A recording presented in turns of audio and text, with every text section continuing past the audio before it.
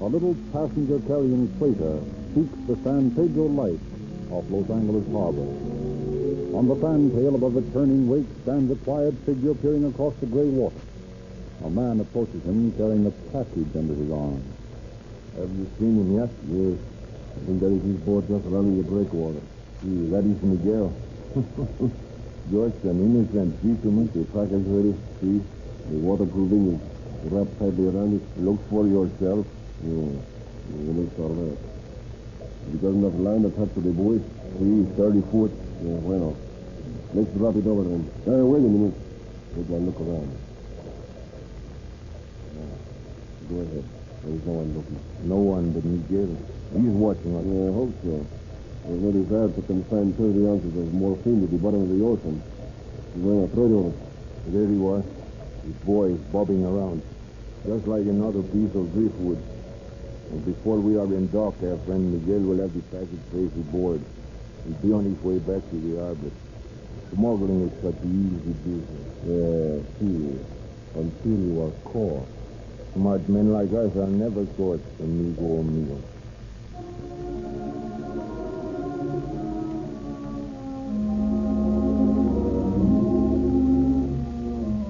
Thus do the two Chileans manage to bring their narcotics into California under the very noses of the Coast Guard and the customs men.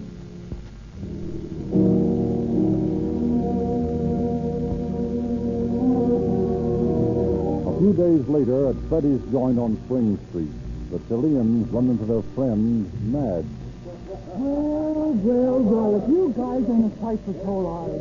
Buenos dias, señorita. It is good to see you again. And believe me, it's good to see you. When did you get back? A few days ago. You came back from stuff for me? Yes, that is... That is what? What's the matter? What's the case? If you have the money. Don't worry about that. If I haven't got the dough, I got a friend who has. A friend. We do not trust people, señorita. You can trust this guy. Him and me have been pals for years, and he's got Jack. How much did you bring back? We have only 2 ounces left. I'll take them both. They will cost you $80 an ounce. Hey, what are you peddling? Powdered platinum? We run risk, señorita. We must charge that. But the stuff is of the very best. Oh, I don't doubt that. Hobo Peddler says it's the best he ever had. But $80 an ounce? Of course, if you are not interested, we can dispose of it Oh, elsewhere. no, I'll take it. I'll get Charlie to fork over. Charlie. Yes, he's the boyfriend with the dough. You guys ought to meet Charlie. He'll be a good customer for you. Well, when can I get the stuff? Anytime you get the money, I'll see Charlie tonight. How about tomorrow afternoon? that will be all right. Where, here? Oh, no, not here. We must be more careful. You come to our place on Mateo Street. Okay. Just write down the address. And I'll be there about 4 o'clock.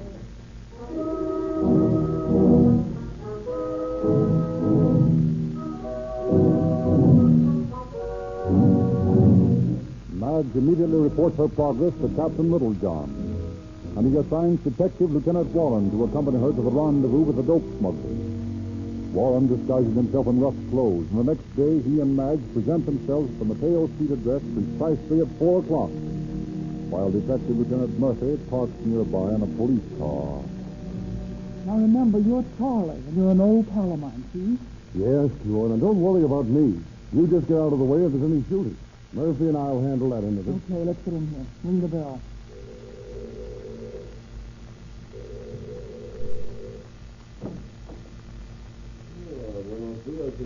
Hello, pal. Well, I've come for the stuff. You have not come alone. No, of course not. I told you Charlie's the boy who has the jack. Charlie, this is Senor Lopez. Oh, hiya, senor. I like you, señorita. Now, listen here, Lopey, old kid. You got nerves like an old lady. Charlie's okay, and he's got dough. We're both in a bad way, and we want what you got to sell. Come on, don't keep us standing out here in the cold. Very well, if you say so. You have the money, senor? Sure. Take a look at this roll. Well, no. Come in, please. Rubín. Nuestro amigo dinero para la fiesta. Tráigalo aquí.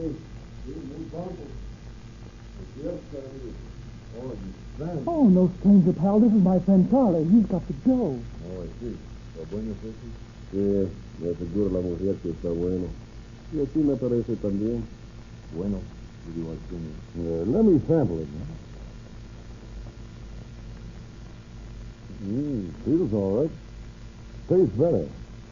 Yeah, it's good stuff. How much dough do you want? There are 2 ounces here. $80 a man, senor. It will be $160. 160. There you are. Got it. Muchas gracias, senor. Say, when can I get some more of this? It looks okay to me. We will let you know. I will tell you, senorita. Oh, fine. It's just in. Now you can stick him up. You're under arrest. Policía, corre al frío pronto. Oh, no, you don't. Stop or shoot. Get out of the way, Madge. Now, you Lopez, come back here. You killed my parents. And your señorita. You are policía too. No me devuelvas tantos. Si tuviera pistol, te mataría.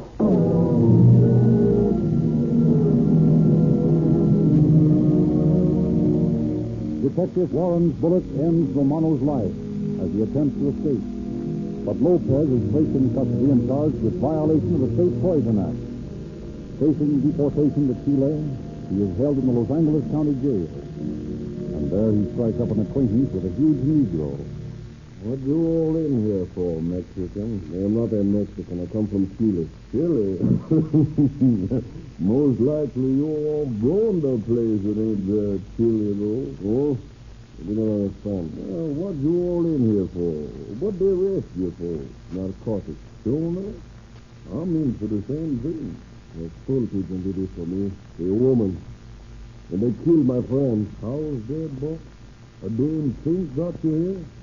What's her name? You all remember? Mad, she called herself Mad. But that no-count tramp? What she look like? Old white face and yellow hair? Is that the one? She got me sent up, too. Said she wanted to buy some snow, and when I got some for her, she put the coppers on me. So I said, don't get out of here. I will revenge myself. I will take her life. Just the way she made them take the life of my friend. Well, you ain't going up forever. This violating the State Poison Act, well, they only do that for a few years. They won't send me to the penitentiary. They will send me back to Chile.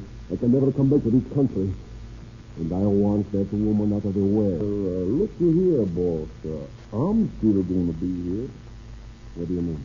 They'll send me away for a few years, and then I'll be out again. I could arrange to bump off if you want me to. You would? Sure. Of course, it would cost you some money. Of course, it's worth money to revenge my friend. How much would it cost?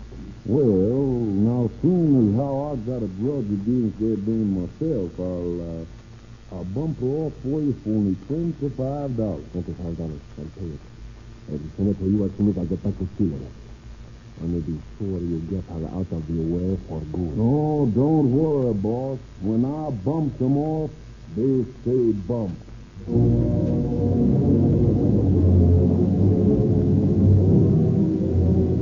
Lopez is deported to Chile. The Negro is sent to San Quentin. Several years pass. Evil years for the dope peddlers who crossed the path of Madge Cerber, undercover woman. And then one day, a few months ago, Madge walked into the office of Captain Pitwood of the narcotics squad. Hello, Madge. Hello, Eddie. Well, you've been cleaning yourself, Madge. Haven't seen you for a long time. Oh, I've been around, keeping my eyes open. Yeah, what you got? I got a line on some boys putting out coke in the blackjack. Let's have the lowdown, and I'll send some men out there. I'll work it, Eddie. Central Avenue is a pretty dangerous place for a woman to work. Listen, Eddie, I'm too old a hand at this game to let that worry me. You'd better let me send a man along with you. I'll be okay. I'll get tired of my way. Those coppers of yours still look like coppers no matter how you dress them up. Well, I still think it's dangerous. Don't you worry, Eddie. Just stand by and I'll tip you off when I'm ready to make the bar.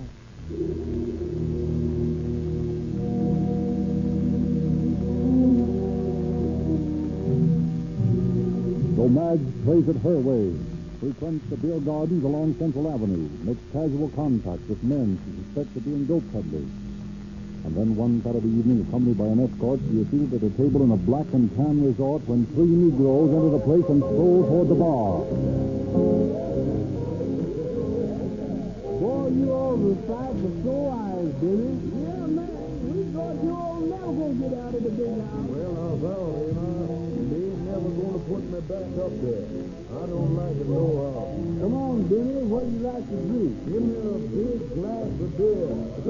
Oh, them trucks sure look good to me. Draw 3 of them 26-ounce buckets, Memphis, and don't make them all foam. Oh, is this alive? Yes, sir.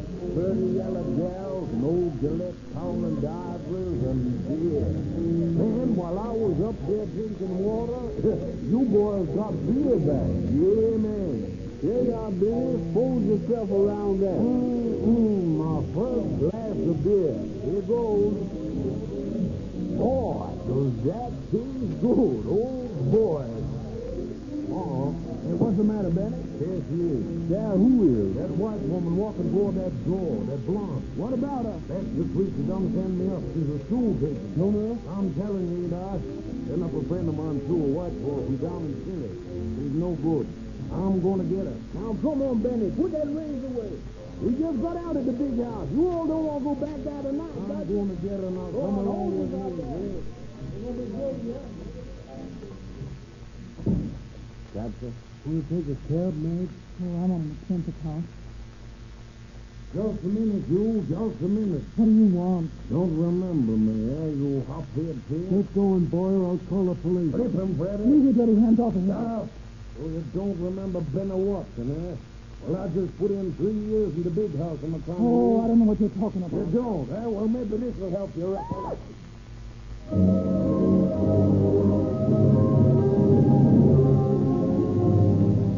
As the 3 Negroes disappear down an alley, Madge's escort and the cab driver assist her to her feet. She is badly beaten, her eyes blackened, her clothing torn. They take her home, and the next morning her friend returns to discover how she spent the night. Madge. Oh, Madge. Are you the landlady? I am. What's the trouble? I was trying to rouse Miss Service. Yes, I know. She told me last night that she'd had a bad fall, poor thing. Bad fall. Oh, yes. Yes, of course. Have you the key to her room? I'm afraid maybe she's sick. Why, no. She got the only key I have when she came in last night. And she said she lost her pocketbook. Oh, I see. Well, I'll have to try knocking again. Madge. Madge. It's Hobo, Madge. Look here, I'm worried. I think we'd better break the door in. Wait. I don't want you busting my doors down. I'll pay you for any damage. Well, if you'll pay, go ahead.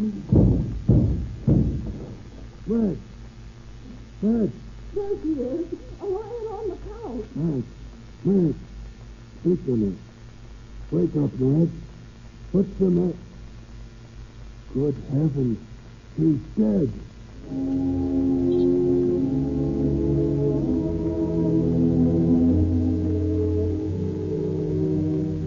Madge Saber is removed to the morgue, where during the routine autopsy she is found to have died of a basal fracture of the skull. The homicide squad is notified, and detectives Joe Silkus and Thad Brown are assigned to the case. They question Madge's friend in discovering the circumstances of her injuries.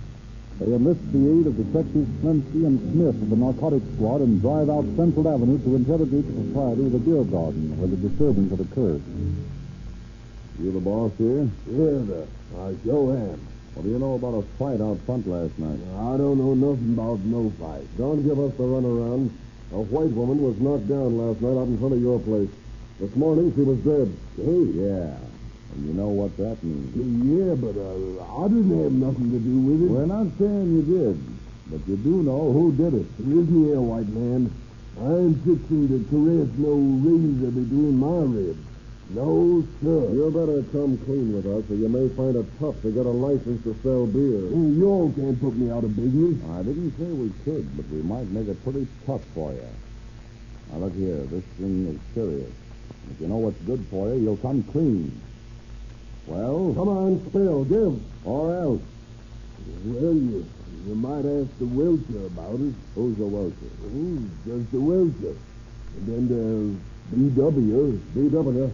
What does that mean? Well, it gives them initials. Welcher and B.W. All right, come on, talk. I can't say nothing more. Only there's the welcher pulling away from the curb with that gal that runs through. Come on, Fred.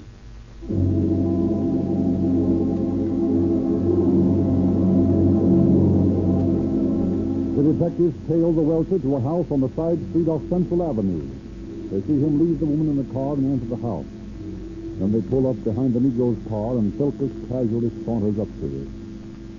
Oh, hello there, sister. Where's the welcher? Well, sir, he just went in the house. Oh, thanks. That's all I wanted to know. Oh, come on, Fred. Yes. Clancy, you and Smith go around to the back. And you, sister, keep your trap shut.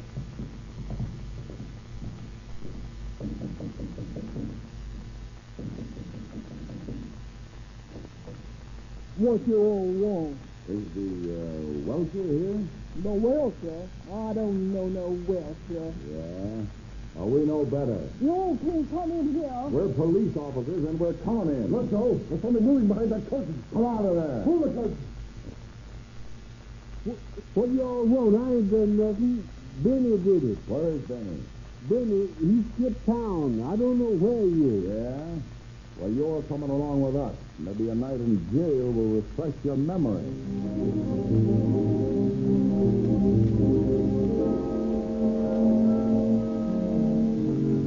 The welcher and his pal, Tommy Washington, picked up later, convinced the officers that although present at the time of the argument, they did not strike the fatal blow.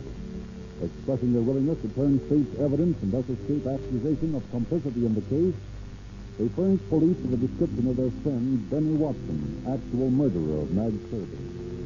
Watson's description and fingerprints are broadcast all over the country, but for several weeks, nothing is heard of him. Then in the magistrate's court in Louisville, Kentucky. Let's see. Benny Gibson, very good. Put that on suspicion as murder and not party, sir. Not the man we're looking for. 60 days. Oh, Judge, Your Honor, that's a long, long time. I ain't done nothing. I was just walking down the street. I was on my way to Memphis, Judge. Well, we aren't anxious to put our jails up with vigilance. You pay the cost, I'll give you a suspended sentence, providing you keep right on going to Memphis. Yes, Judge, yes, I'll do that. What will the cost be, sir, Your Honor? $4.60. $4.60. But, Judge, I only got $2. I'll have to go to jail. But I got an overcoat. I could hawk that if Your Honor would let me. Or to get $2.60 for that. Well, if you can raise the fine, you'll be released. Thank you, old Judge. Thank you. And I promise I'll never come back to Louisville no more, nohow.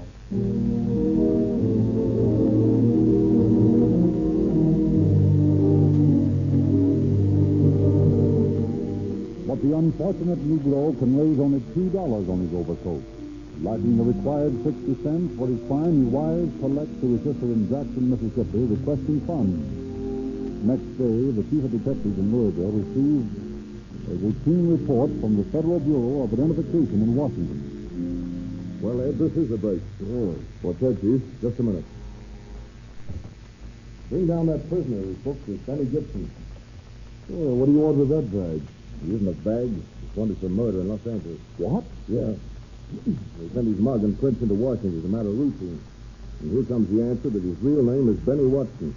He bumped off an undercover woman on the coast. There's Gibson, sir. Send him in. Well, you done come, Chief. Here it is. Here, what is? That 60 cents I'm on the city of Louisville. My sister sent it to me in the afternoon mail. Here you are. That makes it square. So I guess I'll be going down to Memphis now. Not so fast, Watson. What's that? What do you say? I said Watson. Oh, my name's Gibson. Yeah? Well, let's call you Watson for fun. That same mail that brought you the 60 cents also brought me some good news. Yeah? I'm so glad to hear that, Chief. I'm not so sure that you will be. The news is that your real name is Benny Watson, and you're wanted in Los Angeles for murder.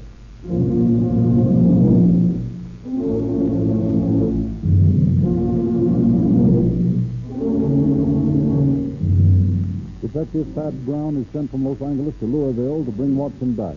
For 2 days, the Negro refuses to discuss his case as the two sit grouped in a compartment on the transcontinental train. Then he breaks and admits his guilt. But to him, his misfortune is not completely clouded with bad luck. For he observes to Lieutenant Brown, You know, Mr. Brown, it's a mighty lucky thing for me that it didn't catch me down there in the Mississippi Valley. Like as not, they'd have lynched me. You know, Mr. Brown, them white folks down there, they just ain't civilized.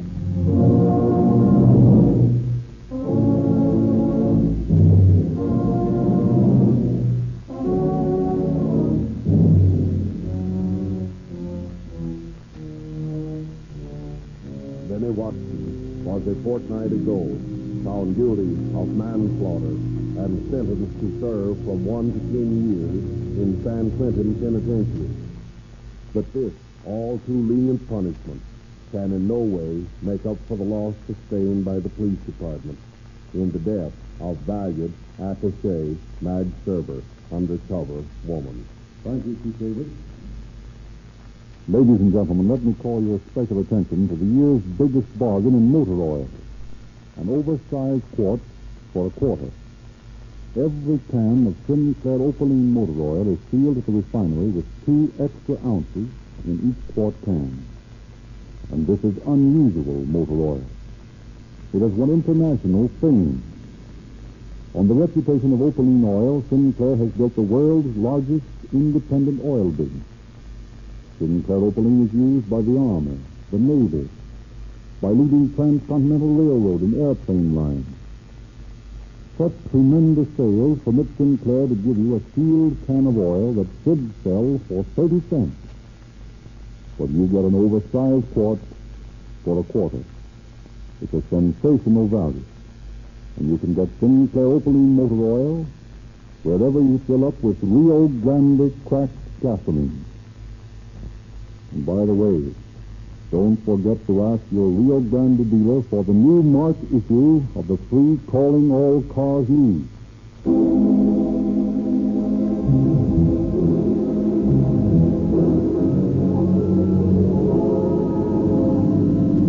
Los Angeles Police calling all cars, attention all cars, cancellation broadcast 67 regarding a murder. Suspected case is now in custody. That's all. Gold and close.